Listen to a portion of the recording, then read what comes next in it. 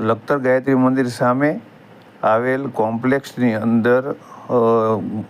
લખતર ગ્રામ પંચાયત મહિલા સરપંચો તલાટી વિઠ્ઠલગઢ અને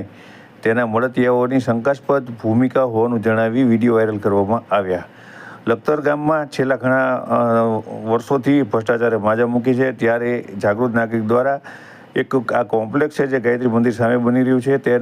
તેની અંદર લખતર ગ્રામ પંચાયત ઇન્ચાર્જ મહિલા સરપંચો વિઠ્ઠલગઢ તલાટી કે જેઓને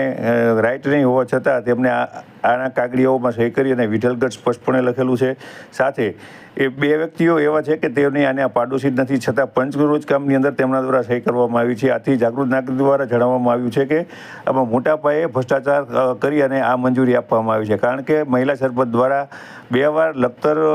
તાલુકા પંચાયત પોલીસ સ્ટેશનમાં લેખિત અરજી કરેલી છે કે આની અંદર જે સહી છે તે તેમની સહી નથી, અને ત્યારબાદ તેમણે તેમની સહી હોવાનું સ્વીકારી પણ લીધું છે.